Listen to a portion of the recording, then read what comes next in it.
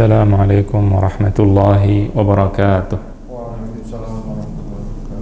بسم الله الرحمن الرحيم. إن الحمد لله نحمده ونستعينه ونستغفره ونعوذ بالله من شرور أنفسنا ومن سيئات أعمالنا. من يهده الله فلا مضل له ومن يضلل فلا هادي له. أشهد أن لا إله إلا الله وحده لا شريك له وأشهد أن سيدنا محمدا عبده ورسوله لا نبي بعده.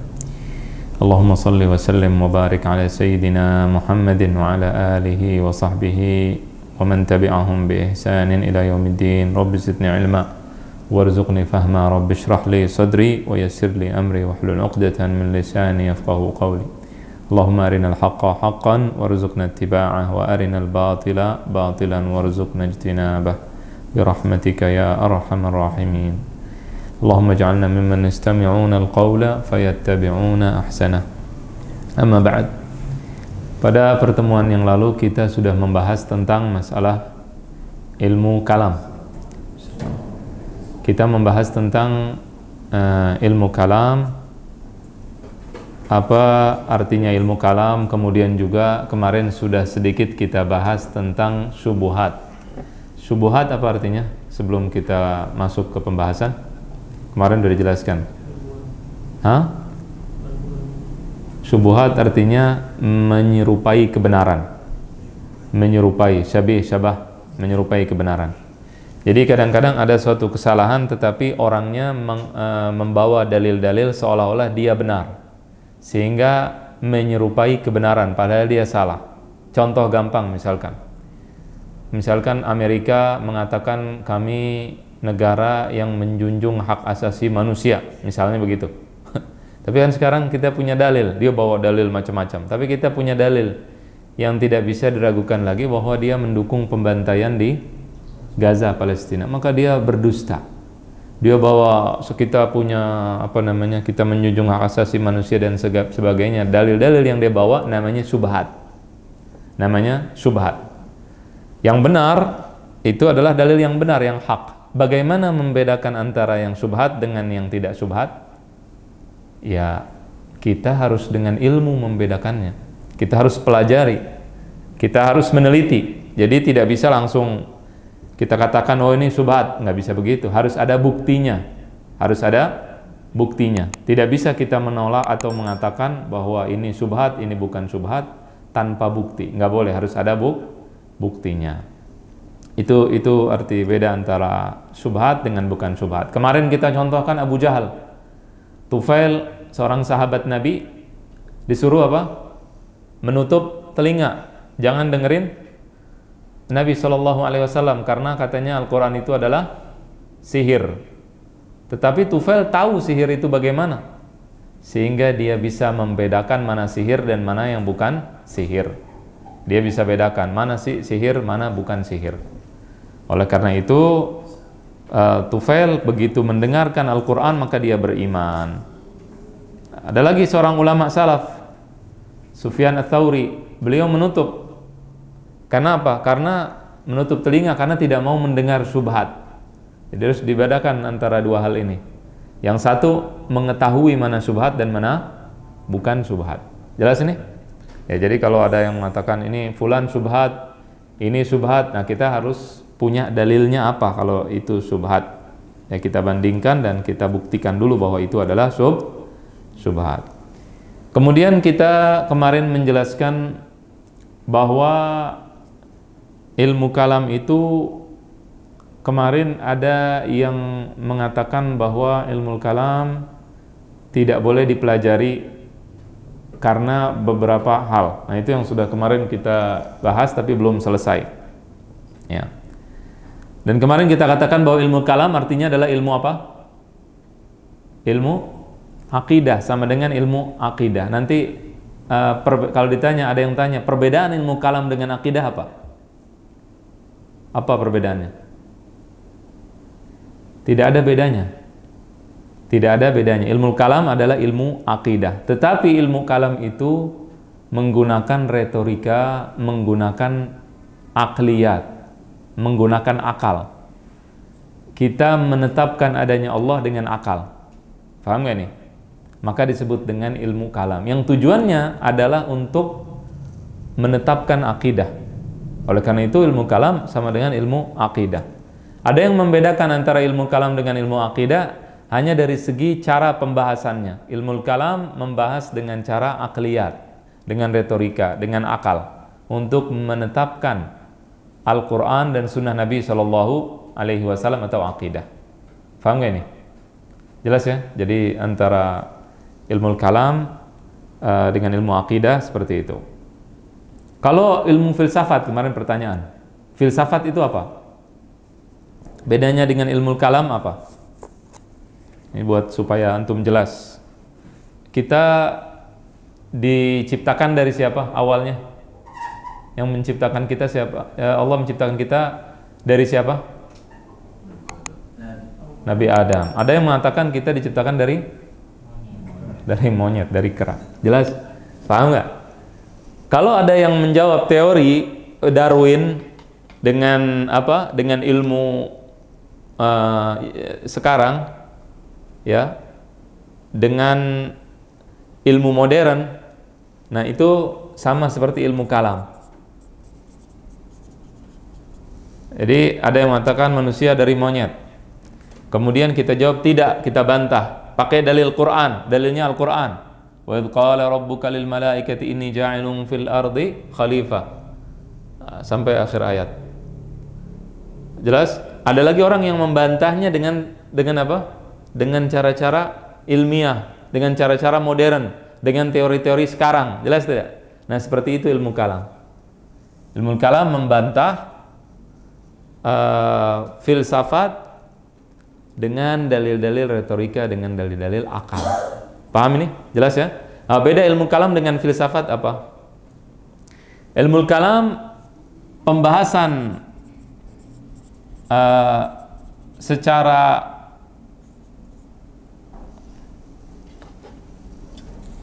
pembahasan akal dengan cara Islami, dengan undang-undang Islam. Itu ilmu kalam. Pembahasan Islami dengan undang-undang, pembahasan apa? Pembahasan akal dengan undang-undang Islam, namanya ilmu kalam. Kalau ilmu filsafat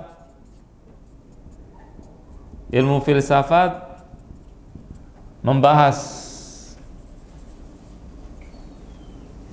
bebas dengan akal. Dengan akal. Jadi kalau ilmu filsafat dia ketika berpikir apakah ada Tuhan, dia tidak ada masalah mau nanti akhirnya ada apa nggak ada urusan. Yang penting dia berpikir. Jelas tidak? Ini Allah pencipta langit dan bumi. Dia orang filsafat memikirkan setelah Allah bagaimana ini, bagaimana surga, semua dipikirkan, namanya metafisika. Kalau ilmu kalam tidak. Ilmu kalam membahas akal dengan akal, menunjukkan Allah itu ada. Sampai Allah dia berhenti. Tidak bahas berikutnya. Urusan surga, neraka bagaimana, itu urusan ayat, urusan wahyu. Urusan wahyu. Begitu. Jadi beda antara ilmu filsafat. Kalau ilmu filsafat bebas, tidak ada peraturan, tidak ada wahyu, tidak ada apa-apa. Pokoknya dia berpikir semau dia, kemudian setelah itu dia akan menyimpulkan semua hal. Kalau ilmu kalam tidak. Ilmu kalam itu dengan wahyu. Artinya kita tahu bahwa kita diciptakan dari Nabi Adam. Setelah beriman, maka kita membuktikan dengan dalil-dalil akal. Apa buktinya kalau bahwa manusia itu diciptakan dari Nabi Adam atau keturunan Nabi Adam, bukan keturunan kera, misalkan. Jelas ini bedanya? Kemarin kita sudah jelaskan itu apa subhat-subhat tentang ilmu kalam, bukan subhat ilmu kalam, tapi tentang ilmu kalam. Apa saja? Kemarin sudah berapa tuh?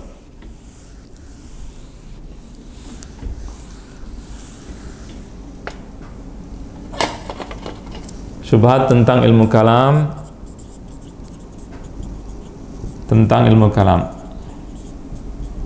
Pertama apa? Pertama, ilmu kalam itu membuat perdebatan. Nah, kemarin ada pertanyaan begitu kalau nggak salah. Kemarin udah dijawab, cuma belum ditulis. Membuat perdebatan, banyak berdebat. Paham nggak? Nah, kita dilarang atau tidak untuk berdebat? Dilarang. Nabi melarang orang untuk banyak berdebat. Nah, jawabannya apa? Jawabannya adalah yang dilarang adalah berdebat kusir. Yang dilarang adalah berdebat kusir. Jadi larang ini membuat perdebatan. Karena itu kita nggak usah belajar ilmu kalam karena membuat perdebatan. Maka jawaban dari perkataan ini adalah yang dilarang adalah apa? Perdebatan kusir atau perdebatan untuk membela kebatilan. Perdebatan kusir atau membela kebatilan. Udah tahu salah, dia tetap mau debat untuk membela yang salah. Itu yang dilarang. Adapun berdebat untuk membela yang benar, boleh tidak? Dalilnya adalah wajadilhum billati hiya ahsan, dan berdebatlah dengan mereka billati hiya ahsan. Ya, dengan cara yang lebih baik. Nah, paham tuh? Ini jelas ini? Ada yang mau ditanyakan? Udah jelas? Baik. Kemudian yang kedua adalah kemarin sudah dikatakan para sahabat tidak mempelajari ilmu kalam. Maka ilmu kalam adalah bid'ah. Kemarin sudah dijelaskan bahwa ilmu kalam adalah bid'ah. Karena tidak ada di zaman sahabat dan tidak tidak dilakukan oleh para sahabat. Tidak dikenal oleh para sahabat. Jawabannya adalah bahwa semua ilmu tidak ada zaman sahabat. Ilmu nahu, ilmu sorof, kemudian ilmu tafsir, ilmu fikih, tidak ada seperti itu. Tetapi ada di zaman sahabat, tidak ada larangan dari zaman sahabat, dan para sahabat tidak bertentangan dengan ilmu tersebut. Jelas tidak? Jadi zaman dulu memang nggak ada ilmu fikih secara khusus, tidak ada ilmu tafsir secara khusus, tidak ada ilmu bahasa Arab secara khusus. Jadi kalau tanya sahabat Nabi Abu Bakar Siddiq, ditanya mansub, maf'ul, nggak ngerti dia. Abu Bakar Siddiq nggak ngerti. Grammar bahasa Arab tidak paham. Kenapa? Karena belum ada di zamannya ilmu namanya ilmu nahwu. Jelas ini? Yang belajar bahasa Arab paham. Dia ada setelah zaman sahabat. Oleh karena itu, maka yang dilihat bukan ilmunya ada nggak di zaman Nabi, tapi isinya bertentangan atau tidak dengan sahabat Nabi atau dengan salaf. Faham tuh? Ya. Kemudian yang ketiga kemarin bahwasannya ilmu kalam berasal dari Yunani. Ilmu kalam nih kalau nggak salah sampai sini, kalau nggak salah. Ilmu kalam berasal dari Yunani.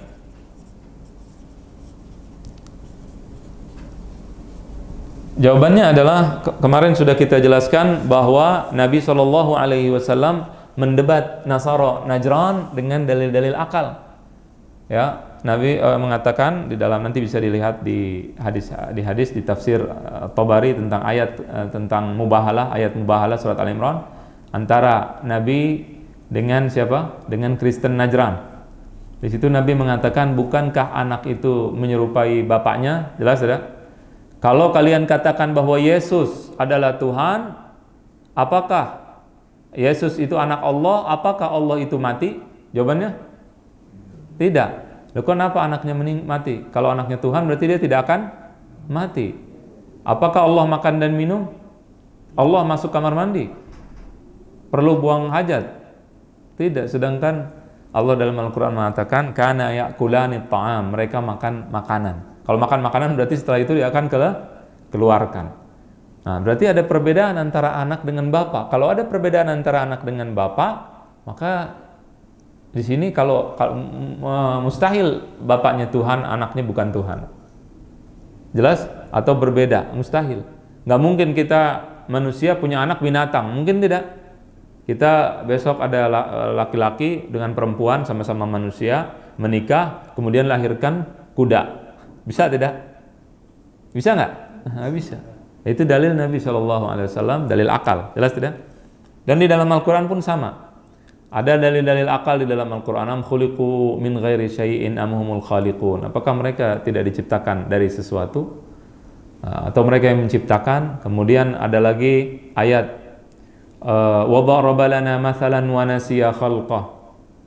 Mereka membuat perumpamaan dan lupa kalau bagaimana dia diciptakan. Orang kafir mengatakan bagaimana kita kalau mati bisa dibangkitkan. Wa daraba lana mathalan wa nasiya khalqah. Qala man yuhyil 'idhama wa hiya ramim. Siapa yang bakal menciptakan tulang belulang yang sudah hancur? Di dalam Quran kan begitu dikatakan. Kata orang kafir begitu. Kata Allah, "Qul yuhyiha alladhi ansha'aha awwala marrah wa huwa bikulli khalqin alim." Katakanlah yang menciptakan tulang-tulang tadi adalah yang menciptakan pertama kali. Itu tulang sebelum jadi tulang dari apa asalnya? Dari air mani, nutfah. Kalau sekarang akal kamu bisa lihat aja air mani begitu bisa jadi manusia, ada tangannya, kemudian ada mulutnya, bisa ngomong, bisa jalan, bisa lari dari air biasa, air yang menjijikkan. Kemudian apakah yang menciptakan manusia daripada nutfah tadi tidak bisa mengembalikan orang yang sudah mati dari tulang belulang jadi tulang belulang, kemudian dibangkitkan kembali? Modalnya lebih banyak, banyak tulangnya, kan begitu kan? Itu kan secara akal. Kalaupun katanya hancur, tapi ada yang tidak hancur seperti dikatakan tulang di belakang, itu tidak akan hancur. Jadi itu jawaban dari Al-Quran dengan dalil akal. Seperti itu. Jadi kalau dikatakan berasal dari Yunani, awalnya dari zaman Nabi sudah ada pembahasan dengan akal. Jelas tidak? Pembahasan akidah dengan akal sudah ada pada zaman Nabi SAW. Kemudian juga ada yang mengatakan ilmu kalam membuat manusia terpecah belah. Jadi orang kalau belajar ilmu kalam terpecah belah. Ilmu kalam membuat perpecahan.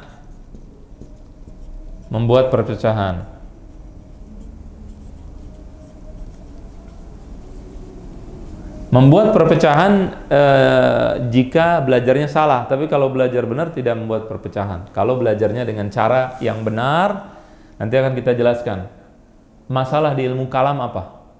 Kenapa kok sebagian orang tidak suka dengan ilmu kalam? Nanti akan kita jelaskan. Kalau belajar dengan cara yang benar, maka tidak ada masalah.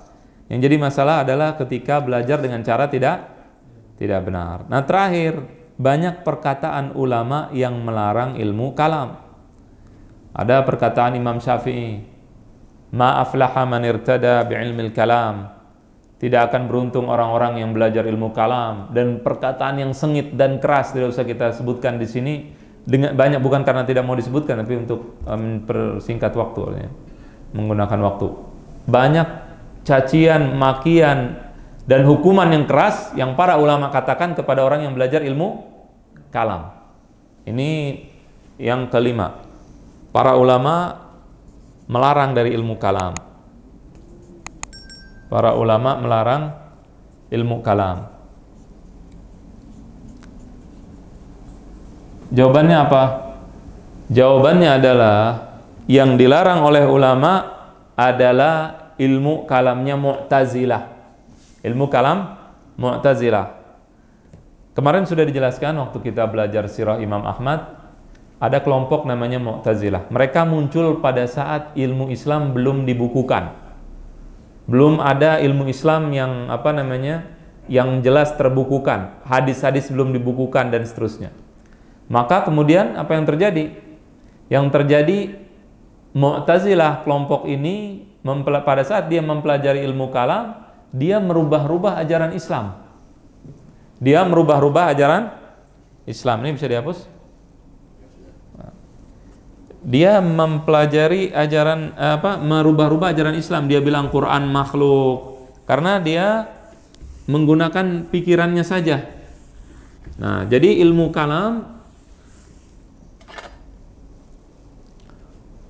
kalam ini ilmu yang logika untuk menetapkan akidah terbagi menjadi dua. Ada yang baik dan ada yang buruk. yang baik dan kapan dia disebut baik? Kalau tidak merubah agama. Kalau tidak merubah ajaran agama.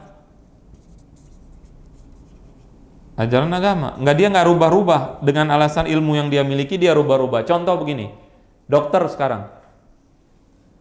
Dokter ingin menunjukkan bahwa di Quran ada mukjizat-mukjizat ilmiah di dalam Al-Quran. Dia membahas, wah Allah berfirman dan ini sesuai dengan ilmu kedokteran. Bagus tidak tujuannya? Bagus, tetapi dia menabrak kaidah-kaidah di dalam Al-Quran. Ngarang-ngarang bawa kesimpulan yang aneh, yang tidak sesuai dengan apa yang digariskan oleh para ulama syariah, para ulama tafsir. Dia sendiri ngarang-ngarang sendiri. Paham nggak? Maka di sini jadi jelek tidak tujuan dokter tadi? Yang tadinya bagus jadi jelek. Nah itu ilmu kalam sama. Jadi kalau sekarang kita misalkan ada insinyur yang mempelajari ayat Al-Quran dan dia mengatakan bahwa ilmu tentang tentang pembangunan ini sudah ada dalam Al-Quran, ayat sekian, ayat sekian, ayat sekian, sesuai dengan pelajaran kita sekarang. Nggak ada masalah. Tetapi kemudian dia mencocok-cocokkan yang nggak benar misalkan. Nah di sini jadi jelek, buruk. Karena dia akan merubah-rubah nanti. Tafsiran yang nggak bisa dipaksa-paksain jadi bisa. Paham nggak ini? Nah itu gambarannya. Ya kalau sekarang ada dokter misalkan menceritakan bahwa di dalam Al-Quran ada hal-hal yang ilmiah, ayat sekian, kita terima, tidak ada masalah, bagus. Tujuan dia membela Al-Quran, menjelaskan mukjizat Al-Quran, bagus tujuannya. Tapi kalau dia paksa-paksain tafsirannya, bukan begitu tafsirnya, dia paksa-paksain. Secara bahasa tidak bisa. Secara syariat ulama tafsir mengatakan ini nggak masuk, nggak bisa dianggap begitu. Tapi dia paksa-paksakan, maka yang tadinya bagus jadi buruk. Nah ini masalah ilmu kalam. Ilmu kalam, proses berpikir secara logis, ya, untuk menetapkan kebenaran ajaran agama bisa jadi jelek kalau merubah-rubah ajaran agama. Manusia berasal dari Nabi Adam, betul, maka dia katakan manusia berasal dari Nabi Adam. Tetapi Nabi Adam sempat berubah, misal jadi kera, naudzubillah. Ini contoh. Misal ada yang mengatakan begitu, kurang ajar. Dengan alasan dia berpikir, berlogika dan seterusnya, kemudian dia punya kesimpulan begitu. Dari mana kamu bisa ngomong begitu? Menurut pemikiran dia sendiri. Nah ini jadi buruk, ilmu kalam yang jelek, maka dimusuhi oleh para ulama yang begini caranya. Karena ngarang sendiri. Jelas tidak? Tetapi ketika dia menjelaskan dengan ilmu kalam, dengan logis, kebenaran ajaran Islam, ya, tanpa menabrak prosedur atau pondasi-pondasi agama, maka tidak ada masalah. Jadi yang dilarang adalah ya, ilmu kalamnya Khawarij, ilmu kalamnya Mu'tazilah dan Syiah dan seterusnya. Itu adalah subhat-subhat tentang ilmu kalam. Nah, kemudian menurut mazhab Hambali atau sebelum mazhab Hambali, ulama siapa yang, kenapa kita mempelajari seperti ini? Kenapa kita menjelaskan ilmu kalam seperti ini? Karena para ulama itu semuanya mempelajari ilmu kalam. Termasuk diantaranya adalah Imam Ibnu Taimiyah. Ibnu Taimiyah mempelajari ilmu kalam. Nah, jadi ulama besar banyak yang mempelajari ilmu kalam. Oleh karena itu kita tidak boleh bicara kalau kita tidak memahaminya, karena nanti kita akan menghukumi para ulama dengan hukum yang salah. Jelas tidak? Ibnu Taimiyah bahkan memiliki pendapat bahwa Allah, ini tahu antum kalau menjelaskan paham nggak ini? Agak berat soalnya. Allah, kata Ibnu Taimiyah, dijelasin nggak? Jelasin ya, sedikit dong. Kalau nggak paham nggak apa-apa. Kalau paham alhamdulillah, nggak paham istighfar. Baik. Allah qadim. Qadim apa artinya? Allah ada awalnya nggak? Lahir tanggal sekian ada nggak? Nggak ada. Allah Subhanahu wa taala, bersama Allah siapa? Ada nggak? Sebelum ada makhluk, ada nggak sesuatu bersama Allah yang tidak ada awalnya? Kata Ibnu Taimiyah, dunia ada bersama Allah, alam, makhluk, alam ada bersama Allah. Tidak ada awalnya. Tidak ada awalnya. Padahal ada hadis yang mengatakan kana Allah wala syai'a ma'ah. Hadis sahih. Kana Allah wala syai'a ma'ah. Sahih Muslim. Ada berapa riwayat? Ada qablahu. Kalau qablahu Ibnu Taimiyah nggak ada masalah. Qablahu. Allah tadinya dan tidak ada sesuatu bersama Allah sebelumnya. Kalau sebelumnya nggak ada masalah Ibnu Taimiyah. Tetapi ada hadis, ada riwayat lain mengatakan kana Allah wala syai'a ma'ahu, bersama Allah. Tidak ada sesuatu bersama Allah. Allah. Ada sahabat datang kepada Nabi bertanya, wahai Rasulullah SAW, ini awal muasal dunia ini bagaimana sih? Maka Nabi jawab, kana Allah wala syai'a ma'ah. Allah pertama, Allah tidak ada sesuatu bersama Allah. Ibnu Taimiyah mengatakan ada sesuatu bersama Allah, yaitu dunia.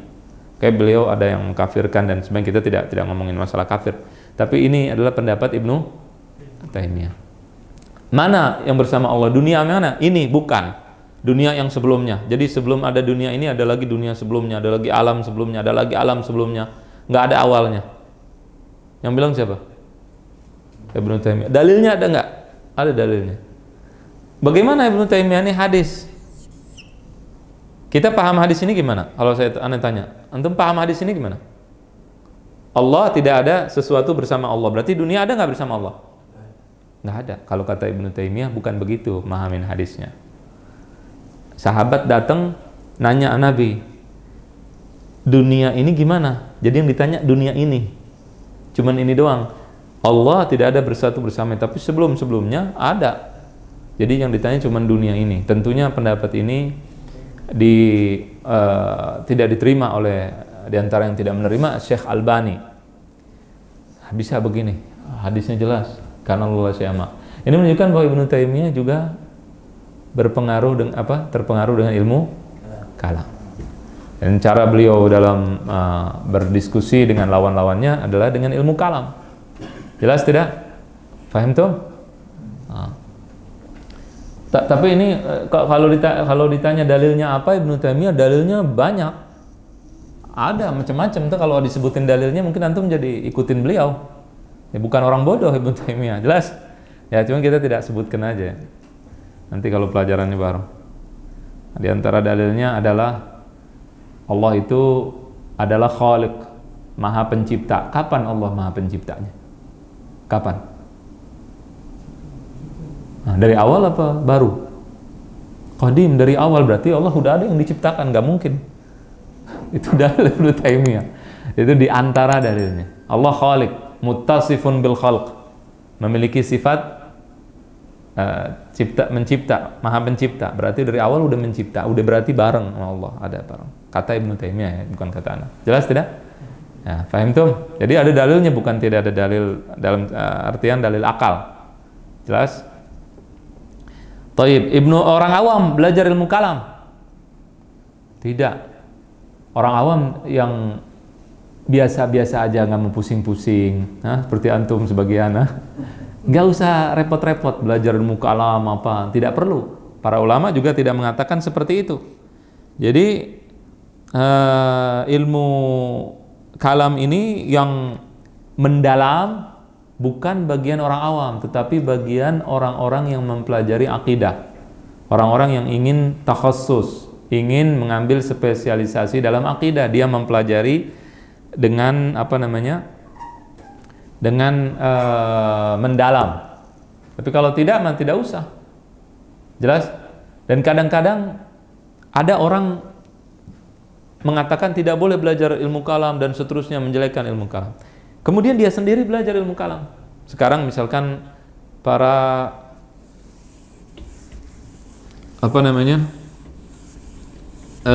pengikut Syekh Muhammad bin Abdul Wahab ya di Saudi misalkan atau di tempat lain, ada banyak yang ateis sekarang, komunis, ateis, macam-macam banyak. Mulai sekarang ulama-ulama muncul, di antaranya adalah Ahmad Sayyid Al-Ajairi, Dr. Al-Ajairi, Abdullah Al-Ajairi, dan seterusnya. Dia menggunakan dalil-dalil akal, ilmu kalam, mengikuti Ibnu Taimiyah juga. Faham tuh? Untuk membantah ateis dan seterusnya. Bagaimana hukum belajar ilmu kalam menurut mazhab Hambali? Ini yang kita, kenapa dari kemarin kita bahas ini, tujuannya nyampe ke sini. Bagaimana hukumnya belajar mazhab ilmu kalam dalam mazhab Hambali? Ilmu kalam dalam mazhab Hambali, ulamanya terbagi menjadi beberapa bagian menurut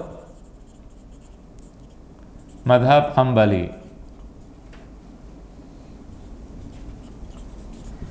Yang pertama, tidak boleh.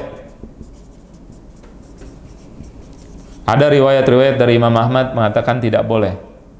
Kemudian yang kedua mengatakan boleh. Kemudian yang ketiga, jika baik boleh. Yang tadi udah dibagi.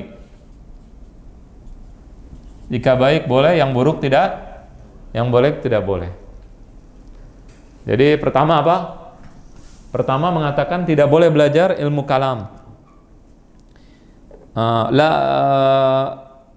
Imam Ahmad mengatakan la tujalisu ahlal kalam wa in dzabbu 'anis sunnah. Jangan kalian duduk bersama ahli kalam walaupun mereka membela sunnah. Walaupun belain hadis, belain Quran, tidak boleh duduk bersama mereka. Tapi kita katakan ini adalah Mu'tazilah. Ilmu kalam yang dimaksud di sini adalah Mu'tazilah, kalam Mu'tazilah. Kemudian ada lagi riwayat yang mengatakan boleh. Dan inilah yang jika baik boleh. Jadi baik dalam artian tidak bertentangan dengan syariat, maka boleh. Ini yang mu'tamad, atau ini yang merupakan pendapat dalam mazhab Hambali. Jelas? Jelas tidak? Jadi yang larangan ada dari Imam Ahmad mengatakan tidak boleh. Itu larangan tersebut. Dan riwayat tersebut dan riwayat yang membolehkan itu digabung jadi satu, disimpulkan kalau baik boleh, kalau buruk tidak boleh. Itu kesimpulannya. Intinya begitu.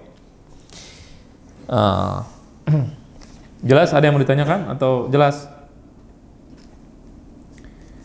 Kemudian setelah itu tadi sudah dijelaskan bahwa orang awam tidak boleh belajar ilmu kalam, ya.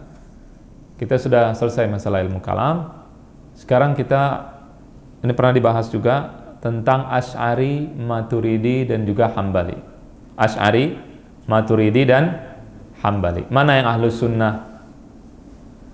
Mana yang ahlus sunnah wal jamaah? Siapa yang ahlus sunnah wal jamaah? Menurut mazhab Hambali, yang mengatakan ahlus sunnah wal jamaah adalah tiga kelompok ini termasuk ahlus sunnah wal jamaah. Paham tuh? Ya, pertanyaan penting. Kalau ada yang mengatakan kan yang selamat cuma satu kelompok, gimana jawabnya?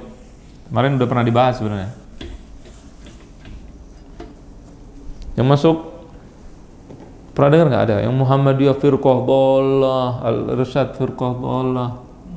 Hah? Ini dhalah, semuanya dhalah. Dia memahami perbedaan itu nggak boleh beda namanya. Bukan begitu. Kalau begitu nanti mazhab Syafi'i yang di neraka. Mana yang benar? Mazhab Syafi'i, Hambali atau Abu Hanifah? Jelas tidak? Mana yang di neraka, mana yang di surga? Bukan begitu pemahamannya. Ahlus sunnah siapa? Menurut Hambali ya. Siapa ahlus sunnah menurut Hambali? Asy'ari, Maturidi dan Hambali. Mereka semua adalah ahlus sunnah. Siapa yang mengatakan seperti itu? Yang mengatakan seperti itu adalah Al-Imam Abdul Baqi Al-Mawahibi. Abdul Baqi Al-Mawahibi mengatakan tawaifu ahli sunnah thalatha, asy'a'iratun wa hanabilatun wa maturidiyah. Asy'ariyah, Asy'ari, Hambali dan Maturidi. Ini kitab di kitabnya Al-Ain wal Athar fi Aqaidi Ahli Athar. Nah, kemudian kitab beliau ini merupakan kitab yang kemarin yang validasi merupakan pendapat resmi madhab Hambali, termasuk diantaranya juga kitab ini Qalaidul Iqyan. Kemudian Al-Imam As-Safarini mengatakan Ahlus Sunnah wal Jamaah thalathu firaq, Al-Athariyah wa imamuhum Ahmad ibnu Hanbal. Athariyah, Imam Ahmad ibnu Hanbal. Kemudian yang kedua Abul Hasan Al-Asy'ari wal Maturidiyah wa imamu Abu Mansur Al-Maturidi, dan juga Abul Hasan dan Abu Mansur Al-Maturidi. Jadi itu semua Ahlus Sunnah wal Jamaah. Kok tiga? Tiga tapi intinya satu, sama-sama mengikuti Nabi dan juga salafus soleh. Paham tuh? Jelas ini? Asy'ari tidak semuanya kalam, semua enggak, ada yang ahli hadis. Imam Baihaqi ahli hadis tapi sama, dia Asy'ari. Jelas tidak? Jadi tidak semua, misalkan kalau kita bilang Asy'ari berarti semuanya ahli kalam. Bukan. Bukan semuanya itu menulis di dalam ilmu kalam, tidak. Nah, itu banyak orang salah. Sehingga mereka akan mengatakan bahwa sebagian ulama Asy'ari, dia bilang bukan Asy'ari. Kenapa? Karena tidak seperti ulama kalam, ahli kalam. Ya dia bukan spesialisasinya. Paham nggak? Tapi dia sama pemikirannya. Cuma yang satu membela akidah dengan hadis, yang satu membela akidah dengan kalam. Paham tuh? Contohnya adalah Imam Baihaqi dan Imam Abu Nu'aim Al-Asfahani kalau nggak salah. Itu ada dua orang ahli hadis, Ibnu Manda, Abu Nu'aim, itu bersaling serang, yang satu Asy'ari atau bukan. Dua-duanya ahli hadis. Kalau nggak salah namanya itu antara dua itu. Paham tuh? Jadi kalau ada yang bilang Hambali saja yang ahli hadis, tidak. Asy'ari juga ada yang ahli hadis. Paham nggak ini? Nah, juga dalam Hambali ada yang ahli kalam, ada yang ahli hadis. Jelas? Baik. Tetapi dalam mazhab Hambali tidak terlalu mendalam bahas kalam. Nggak perlu. Kenapa? Nggak perlu kita bahas terlalu detail masalah kalam itu, kita membahas. Kenapa? Tidak perlu. Orang awam nggak perlu begitu. Kita nggak perlu mendetail membahasnya. Kalau kata ahli kalam, kita mendetail membahas. Kenapa? Siap-siap. Kalau ada penyakit, kita siapin dulu obatnya. Paham nggak? Itu pendapat mereka. Asy'ari, Maturidi mengatakan kita siapkan dulu obatnya. Jadi kalau udah ada yang sakit, kita gampang langsung obatin. Tapi kalau kata Hambali nggak usah, nggak perlu, nggak ada yang sakit begitu. Jelas tidak? Ya, itu perbedaan pendapat dalam masalah tersebut. Tetapi di dalam kitab ini nanti ada sebagian Hambali ada yang memakai istilah-istilah ahli kalam atau mustalah-mustalah kalam. Kemudian juga Al-Imam Hasan Asy-Syadhi, Muhammad bin Salum Al-Hambali, semuanya juga mengatakan seperti itu, bahwa Ahlussunnah ada 3 bagian. Ya. Jadi itu merupakan pendapat dari mazhab Hambali yang mutaakhirin. Dan kemarin kita katakan walaupun itu pendapat ulama terakhir ini bisa merangkum dan melihat dan memahami, memandang pendapat ulama-ulama terdahulu. Dia tempatkan di tempatnya, mana perbedaan pendapat yang memang tidak bisa dikompromikan dan mana yang bisa dikompromikan, itu dilihat dari ulama belakangan. Jadi salah kalau kita tidak mau dengar orang yang belakangan atau ulama belakangan dengan alasan kita langsung lompat ke atas, nggak begitu. Jelas? Ya. Dan para ulama terdahulu juga saling menghormati.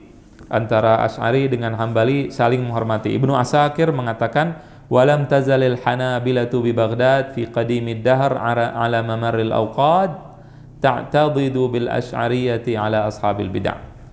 Dari dulu para Hambali yang ada di Baghdad itu selalu memperkuat diri mereka dengan Asy'ari untuk melawan ahli bid'ah. Li'annahumul mutakallimun min ahli itsbat. Karena ahli Asy'ari itu adalah ahli kalamnya, untuk melawan dengan logika. Karena musuhnya pakai logika. Jelas tidak? Kemudian faman takallama minhum fir raddi 'alal mubtadi' fa bil ihsanil asy'ariyyati yatakallam. Barang siapa Hambali yang berbicara menjawab ahlul bid'ah, maka dia berbicara dengan lisan Asy'ari. Paham tuh?